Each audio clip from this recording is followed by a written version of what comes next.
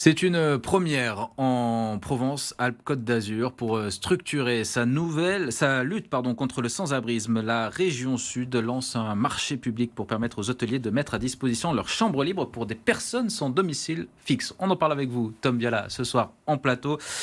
Tom, un dispositif qui existe déjà depuis 2010 dans le département. Ça concerne une soixantaine d'hôtels, mais qui sera désormais conventionné pour un meilleur accueil. Exactement, Jean. C'est dans le cadre donc de sa politique publique de lutte contre le sans-abrisme que l'État lance donc cet appel d'hébergement d'urgence et ce sera piloté ici par la région Sud. Son objectif, il est simple, mobiliser un parc de chambres d'hôtel pour répondre à des demandes d'hébergement toujours plus importantes et on va le voir justement avec le recensement qui a été effectué par le projet ASAP. Ça date de 2022 et on y voit donc 16 461 personnes qui ont connu au moins une période de sans-abrisme dans l'année à Marseille et la précision est importante. C'est 30% de plus en 10 ans pour environ donc 7200 places d'hébergement disponibles et c'est pour ça donc que les nuitées d'hôtel existent. Elles permettent d'accueillir plus de personnes en attendant que des places d'hébergement se libèrent, mais cela reste donc une solution d'urgence et non pérenne puisque 86% des demandes du 115,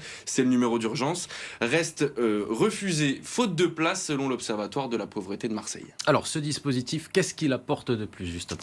Eh bien, il va offrir une meilleure prise en charge pour les bénéficiaires et un cadre plus sécurisé pour les hôteliers. Avant ce dispositif, par exemple, les hôteliers n'avaient besoin de fournir aucun équipement en particulier. Ce ne sera désormais plus le cas. Désormais, c'est sanitaire obligatoire dans chaque chambre et les hôtels partenaires, eux aussi, devraient être gagnants. Vous allez le voir, en accueillant ces personnes, ils pourraient optimiser leur taux d'occupation, obtenir une rémunération en contrepartie. Selon plusieurs sources associatives, on parle d'environ 30 à 40 euros par chambre disponible. Bon, dans le milieu de l'hôtellerie, plusieurs sources nous ont confié leur scepticisme face à un tel dispositif. En cause, je cite, l'impossibilité de mélanger deux types de population, à savoir une clientèle de tourisme et des personnes en situation de précarité. Alors, qui peut candidater justement et jusqu'à quand ? Eh bien, c'est très simple.